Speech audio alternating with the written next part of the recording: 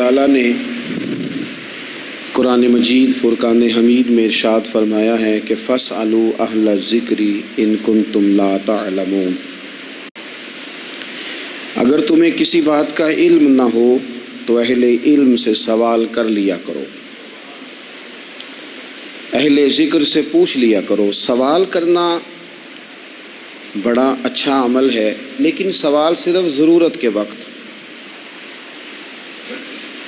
اس سوال کو پوچھا جائے جس سے جہالت ختم ہو، انسان کے علم میں اضافہ ہو، اپنے شعور کو بلند کر کے مسئلے کو سیکھ کر پھر بندہ اس پر عمل کرنا شروع کر دے۔ نبی پاک صلی اللہ تعالیٰ علیہ وسلم کے صحابہ حضور سے سوالات کرتے تھے۔ امت کو اجازت دی گئی ہے کہ وہ اپنے علماء سے، اہل علم سے، ذی شعور لوگوں سے مشاورت کرے، اور جس چیز کا علم نہیں ہے وہ اس شعبے کے ماہر سے جا کر اس کے متعلقہ وہ رائے لے۔ بہت زبردست مفتی بھی ہو، جید قسم کا عالم ہو، کتاب و سنت پر، سیرت پر، تصوف پر اس کی پوری دسترس بھی ہو، تو پھر بھی اسے حکم ہے کہ اگر وہ بیمار ہے تو وہ ڈاکٹر سے رجوع کرے، اس سے وہ سوال پوچھے، اپنی تسلی کرے اور اپنے حفظان صحت کے اصولوں کے مطابق وقت گزارے، لیکن وہ ضرورت کا، بے تکا نہیں، غلط نہیں، بحث کے لیے نہیں۔ نبی پاک صلی اللہ تعالیٰ علیہ وسلم نے اس کی حوصلہ افزائی ان الفاظ کے ساتھ فرمائی ہے جو ابو داؤد شریف میں موجود ہیں۔ حضور علیہ الصلوۃ والسلام نے فرمایا کہ جہالت سے نجات حاصل کرنے کا ذریعہ سوال ہے۔ سوال پوچھو تاکہ تمہاری جہالت دور ہو جائے، لیکن اس کے کچھ قاعدے، کچھ ضابطے، کچھ اصول ہیں۔ ہمارے ہاں کچھ عرصے سے یہ رجحان ہوا ہے کہ ابحاث، کثرت سوالات، ایسی باتیں جن کا اس انسان سے جو سوال پوچھ رہا ہے دور دور تک کوئی تعلق ہی نہیں بنتا، بے معنی اور بے مقصد اور بے محل گفتگو، بے موقع باتیں، یہ رجحان پکڑتی جا رہی ہیں سوسائٹی کے اندر۔ ہر شخص کو تجزیہ نگار بنا دیا گیا ہے، ہر شخص کو عالم بنا دیا گیا ہے، ہر شخص کو ڈاکٹر ڈکلیئر کر دیا گیا ہے، ہر بندہ اپنی مرضی کی رائے دے رہا ہے۔ اس کا نقصان یہ ہوا ہے کہ ملک تیزی سے غیر مستحکم ہوتا چلا جا رہا ہے۔ بگڑتے، بکھرتے، ٹوٹتے خیالات، بہت زیادہ جب باتیں ہونے لگ جاتی ہیں، بہت زیادہ جب بحثیں ہونے لگ جاتی ہیں تو وہ نفرتوں کو جنم دیتی ہیں، وہ اذیت کا باعث بنتی ہیں۔ قرآن مجید فرقان حمید آپ دیکھیے تو سورہ بقرہ میں سے جو آیہ کریمہ میں نے آج تلاوت کی ہے خطبے میں، اس میں اللہ تعالیٰ نے فرمایا ام تریدون ان تسألوا رسولکم کما سئل موسیٰ من قبل، کیا تم میرے نبی پاک علیہ السلام سے بھی اسی طرح ہی سوال کرنا چاہتے ہو جس طرح حضرت موسیٰ کی قوم نے ان سے کیے تھے؟ جس طرح پہلے حضرت موسیٰ علیہ السلام سے سوال کیا گیا تھا، تم بھی میرے رسول سے اسی طرح سوال کرنے کا ارادہ رکھتے ہو؟ کبھی بنی اسرائیل والوں نے کہا کہ ہمیں پتھر سے پانی نکال کے دیا جائے، کبھی کہا کہ ہمیں کھانا من و سلوہ دیا جائے، کبھی کہا کہ ہم اس وقت مانیں گے جب رب کو اعلانیہ دیکھ لیں گے۔ کیا تم میرے رسول سے بھی اسی طرح ہی سوال جواب کرنا چاہتے ہو؟ ضرورت کے لیے سوال ضرور کریں، یہ پہلا ہی سپارہ ہے۔ حضرت موسیٰ علیہ السلام کا زمانہ مبارکہ ہے، ایک شخص نے اپنے کزن کو، اپنے چچا کے بیٹے کو، چچا زاد کو قتل کر دیا اور خود ہی اس کا مدعی بن کے حضرت موسیٰ کے پاس آیا کہ بتائیے جناب میرے اس بھائی کو کس نے قتل کیا ہے؟ حضرت موسیٰ نے ایک سادی سی بات کی، کیا فرمایا؟ وَإِذْ قَالَ مُوسَىٰ لِقَوْمِهِ إِنَّ اللَّهَ يَأْمُرُكُمْ أَن تَذْبَحُوا بَقَرَةً۔ حضرت موسیٰ علیہ السلام نے اپنی قوم سے کہا کہ اللہ تمہیں حکم دیتا ہے کہ ایک گائے ذبح کرو، گائے کا کچھ حصہ مقتول کو مارو، وہ خود اٹھ کے بتا دے گا مجھے کس نے قتل کیا ہے۔ یہ پہلا سپارہ ہے قرآن مجید کا، آپ اس کو دیکھ لیں، یہ آیت نمبر 67 سے شروع ہو رہا ہے۔ تو اب وہ چونکہ ذبح کرنا نہیں چاہ رہا تھا، اس کو پتا تھا کہ مجرم تو میں خود ہوں، وہ ذبح چونکہ کرنا نہیں چاہ رہا تھا تو اس سے کہا کہ مارو ایک حصہ گائے کا، اس کو تو یہ اٹھ کے بتا دے گا۔ تو اس نے جواب کیا دیا؟ قالوا اتتخذون ہزوا، یعنی لگا آپ میرے ساتھ مذاق کرتے ہیں، کبھی ایسا بھی ہوا ہے؟ قال اعوذ باللہ ان اکون من الجاہلین، حضرت موسیٰ علیہ السلام فرمانے لگے میں اللہ کی پناہ مانگتا ہوں میں جاہلوں میں سے ہو جاؤں، ہر وقت مذاق کرتے رہنا یہ تو جاہلوں کا طریقہ ہے۔ کن کا ہے؟ حضرت موسیٰ نے کہا ہے، قرآن پاک ہے، ہر وقت مذاق کرتے رہنا۔ خوش طبعی اور چیز ہے، مسکراتے رہنا، لیکن کسی کا مذاق ہر وقت اڑاتے رہنا کن کا طریقہ ہے؟ جاہلوں کا۔ جب کہا نہیں ذبح کرنی ہے تو اب ذرا دیکھیے کرنا نہیں نہ چاہ رہے، قالوا ادع لنا ربک یبین لنا ما ہی، کہنے لگے اے موسیٰ پھر آپ نہ رب سے دعا کریں کہ وہ ذرا کھول کے بتائے وہ گائے کس طرح کی ہو، ارادہ نہیں نہ ذبح کرنے کا، آپ دعا کریں۔ قال انہ یقول انہا بقرۃ لا فارض ولا بکر، فرمایا کہ رب کہتا ہے وہ گائے نہ بوڑھی ہو نہ زیادہ بچیا ہو، عوان بین ذالک، ان کے درمیان ہو، یعنی جوان گائے ہو۔ فافعلوا ما تؤمرون، کرو جس کا تمہیں حکم دیا جا رہا ہے۔ قالوا ادع لنا ربک یبین لنا ما لونھا، لو اگلی بات سن لو، کہنے لگے آپ دعا کریں رب سے کہ وہ کھول کے بتائے اس کا رنگ کس طرح کا ہو، رنگ بتائیں کس طرح کا ہو۔ قال انہ یقول انہا بقرۃ صفراء، فرمایا رب فرماتا ہے کہ صفراء رنگ کی ہو، یعنی گہرے زرد رنگ کی ہو، یہ رب فرماتا ہے اس طرح کی گائے ذبح کرو۔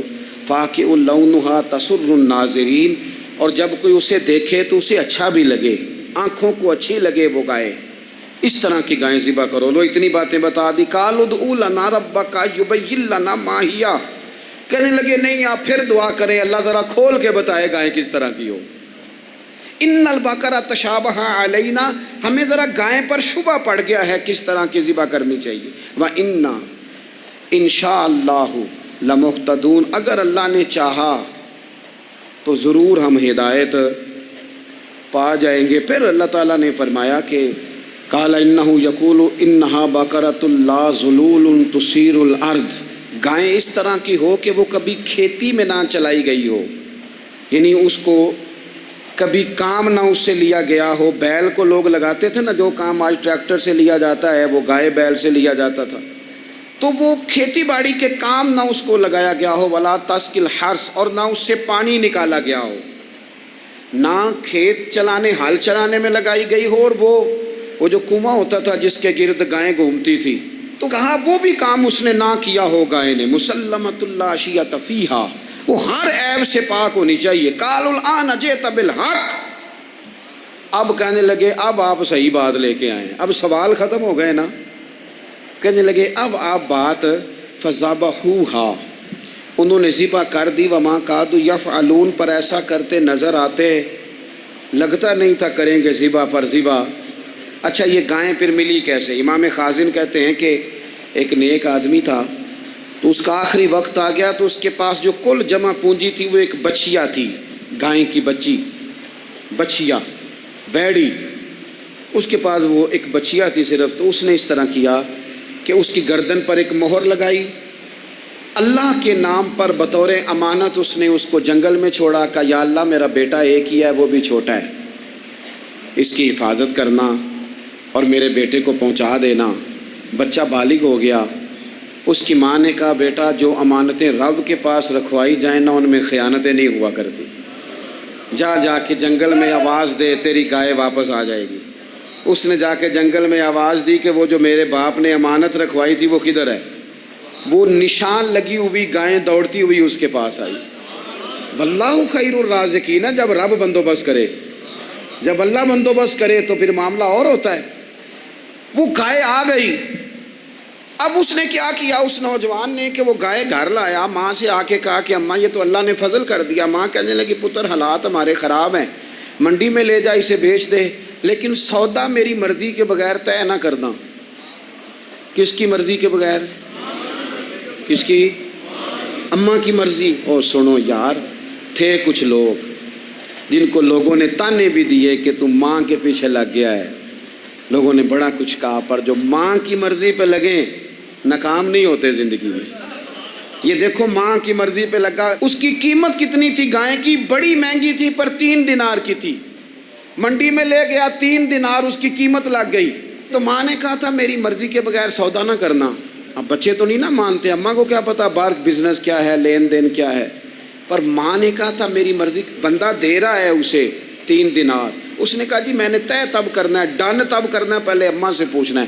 گھر جا کے اماں سے پوچھا، اماں کہنے لگی دے دے، واپس آیا تو اس نے کہا کہ میں 6 دینار دیتا ہوں پر میری شرط ہے، ماں سے نہیں پوچھنا۔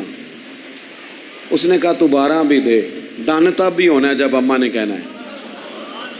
وہ جب اس طرح کی اس نے گفتگو کی، واپس اپنی والدہ کے پاس گئے، کہنے لگے اماں سمجھ نہیں آتی، 3 دینار کی گائیں بندہ 12 میں خریدنے کو تیار ہے، شرط لگاتا ہے کہ اماں سے نہیں پوچھنا۔ تو والدہ کہنے لگی پتر پہلے اس سے جا کے پوچھ کے آ وہ ہے کون، یہ کوئی روحانی معاملہ ہے، کوئی غیبی مدد ہے، پوچھ۔ اس سے جا کے پوچھا تو وہ کہنے لگا میں تو فرشتہ ہوں اللہ کا، تو نے گائیں بیچنی نہیں، اس لیے کہ تیرا باپ بھی نیک ہے، تیری ماں بھی نیک ہے، رب تیرے رزق میں برکت پیدا فرمانا چاہتا ہے۔ ماں باپ نیک ہونا رزق میں برکت ہو جاتی ہے، ماں باپ نیک ہوں، ان کی صالحیت کا اثر پہنچتا ہے بچوں تک، رزق حلال کما کے لانے والے ہوں تو گھر میں برکت ہوتی ہے۔ جا کے کہا کہ تیرے ماں باپ نیک تھے، اسے نہ بیچنا گائے کو، تو کیا کریں؟ کہنے لگے بنی اسرائیل والے سوال کر کر کے خود مشکل میں آ گئے۔ اب وہ ایسی گائے جو جوان بھی ہو، یہاں تو ہر غریب آدمی اپنی گائیں یہاں لگا دیتا ہے، کھیتی باڑی میں یہاں لگا دیتا ہے، کنویں میں پانی نکالنے میں تو یہاں تو ہر ایک کی گائیں، تو ایسی گائیں جس کا رنگ بھی اتنا پیارا ہو، زیادہ بوڑھی زیادہ بچی بھی نہ ہو، اور ابھی تک کھیت میں بھی نہ لگی ہو، وہ سوائے تیرے کہیں نہیں ہے۔ اس نے کہا چل پھر مہربانی کر بتا میں کتنے کو دوں گائیں، اگر وہ آ جائیں تو کتنے کو بیچنی ہے؟ اسے کہنا کوئی نہیں، ریٹ تو زیادہ کرنا ہی نہیں، ان سے کہنا گائے کے اندر سے گوشت نکال دیں اور جتنا گوشت ہے اتنے پیسے بھر دیں، اس کی کھلڑی بھر دیں۔ اب وہ بنی اسرائیل والے ڈھونڈتے پہنچ گئے، کہا جناب گائیں 3 دینار کی یا 6 لے لو۔ اس نے کہا نہ بھائی، ذبح کروں گا، گوشت نکالوں گا، جتنا وزن گوشت کا ہے اتنے پیسے بھرو گے کھال میں تو پھر گائے تمہیں ملے گی۔ اب مجبور تھے، کیا کرتے؟ ابن کثیر حدیث لائے ہیں، امام سیوطی نے در منصور میں بھی لکھی ہے، نبی پاک صلی اللہ علیہ وسلم نے فرمایا سنو جوانوں، اور اسے دل کی تختی پہ لکھو، نبی پاک علیہ السلام نے فرمایا اگر بنی اسرائیل والے زیادہ سوال نہ کرتے تو اتنی مشکل کا شکار نہ ہوتے۔ انہوں نے سوال اتنے کیے کہ چارہ نہیں ہے اب ان کے لیے، چارہ نہیں ہے اب ان کے لیے کہ یہ ادھر ادھر جا سکے، مجبوری بن گئی ہے، یہی گائے خریدنی ہے، یہی لے جانی ہے۔ اب اتنا سارا مال جمع کر کے وہ گائے خریدی، ذبح کی، تو مقتول کو جب اس کا ایک حصہ مارا تو اس نے اٹھ کے کہہ دیا یہ جو مدعی بنا ہوا ہے نا، یہی تو میرا قاتل ہے، یہی تو میرا قاتل ہے، یہی تو ہے، اس نے یہ سارا کام کیا ہے۔ تو زیادہ سوالات کرنا، بہت زیادہ سوالات کرنا، ہر وقت بحث میں رہنا، نبی پاک صلی اللہ تعالیٰ علیہ وسلم نے منع فرمایا، اور میرے رسول پاک علیہ الصلاۃ والسلام نے فرمایا یاد رکھو 3 چیزوں سے ہمیشہ بچو، بخاری مسلم میں موجود ہے۔ ایک تو فرمایا کثرت کیلو کال سے بچو، زیادہ بحثیں نہ کرو، اور دوسرا حضور علیہ الصلاۃ والسلام نے فرمایا مال کو ضائع کرنے سے بچو، اور تیسرا فرمایا زیادہ سوال نہ کیا کرو، زیادہ سوال نہ کیا کرو۔ ایک مقام پہ نبی پاک علیہ السلام نے فرمایا حج فرض ہے، ایک صاحب نے اٹھ کے پوچھا حضور ہر سال؟ حضور خاموش ہو گئے۔ پھر پوچھا حضور ہر سال؟ سرکار خاموش ہو گئے۔ تیسری بار پھر پوچھا حضور ہر سال؟ نبی پاک علیہ السلام نے فرمایا زیادہ سوال نہ کیا کرو، میرے منہ سے نکل جاتا نا ہر سال فرض ہے تو رب نے ہر سال فرض کر دینا تھا، تمہارے لیے مشکل ہوتی۔ اور فرمایا جس چیز کے لیے میں تمہیں حکم دوں وہ کر دیا کرو، اور جس چیز میں تمہیں آزاد کر دوں اس میں آزاد ہو جایا کرو، زیادہ باریکیوں میں نہ جایا کرو۔ جن لوگوں نے بھی باریک بن کے چیزیں ڈسکس کرنی چاہی نا، الجھ گئے، تنگ آ گئے، اور جو کسی ایک دروازے کے فقیر تھے، ایک دروازے کے فقیر تھے، ایک دروازے کے فقیر تھے، کسی ایک راہ سے خیرات لیتے تھے، زیادہ الجھاؤ نہیں پیدا کیا انہوں نے۔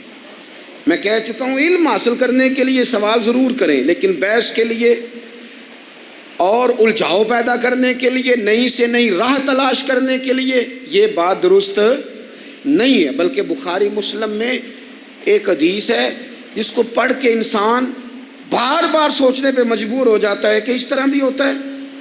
حضرت انس بن مالک رضی اللہ تعالیٰ عنہ ارشاد فرماتے ہیں، ہم سب حضور کی بارگاہ میں بیٹھے تھے، بخاری مسلم ہے، نبی پاک علیہ السلام تشریف فرما تھے، حضور کی عادت مبارکہ تھی جہاں موقع آیا حضور بیٹھ گئے۔ حضور زمین پہ جلوہ فراز تھے۔ صحابہ کرام نے سوال پوچھنے شروع کیے، یہ بھی بتائیں، یہ بھی بتائیں۔ کچھ نوجوان تھے، انہوں نے کچھ سوالات شروع کیے، انہوں نے بہت زیادہ سوالات کیے کثرت سے۔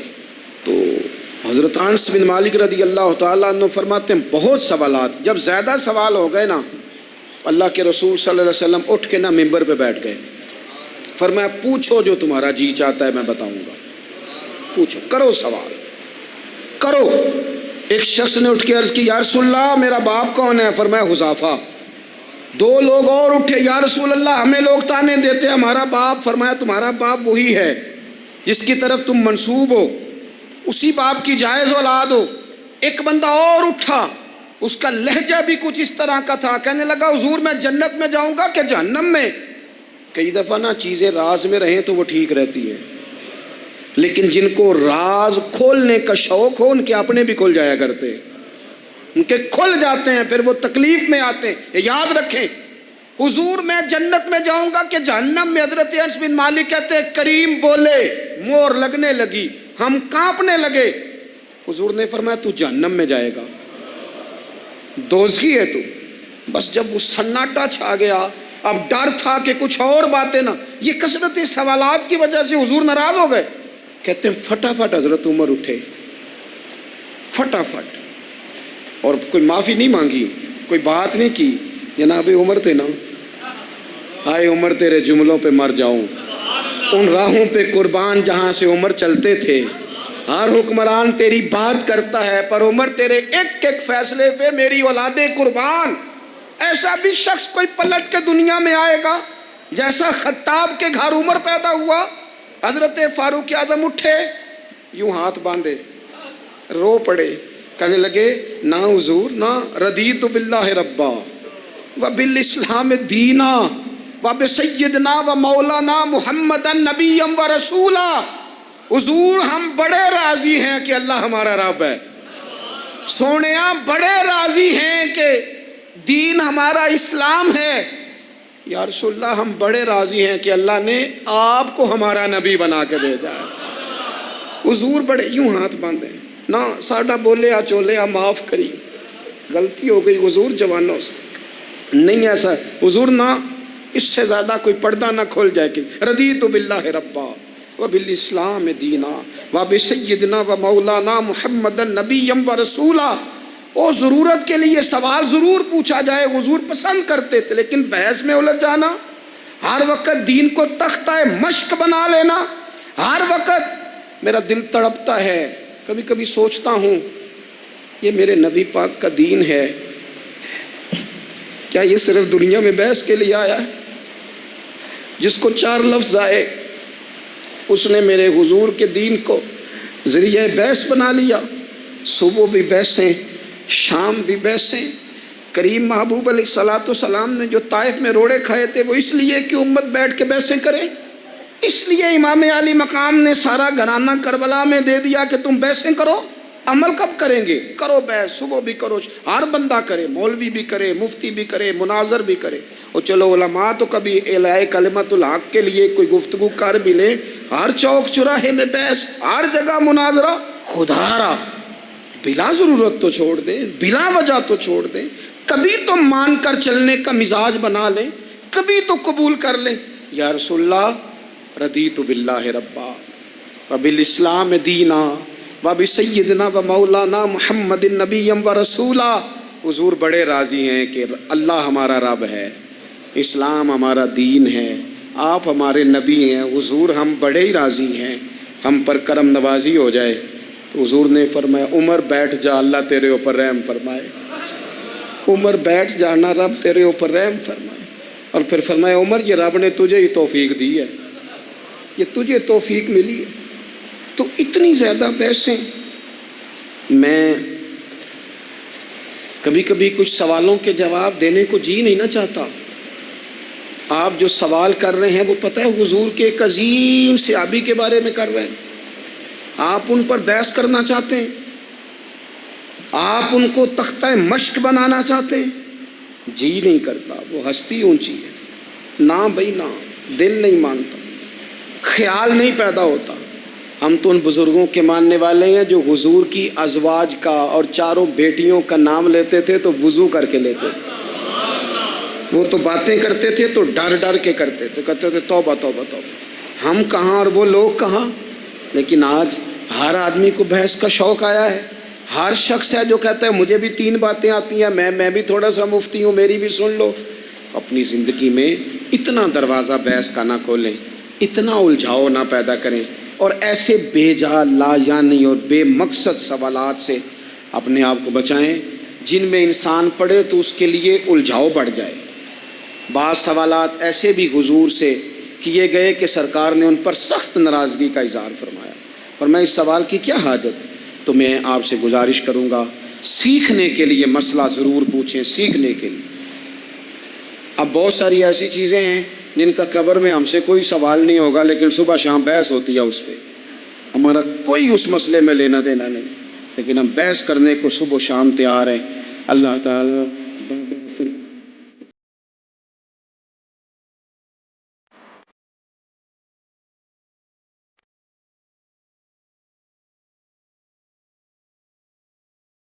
آخر دعوانا ان الحمد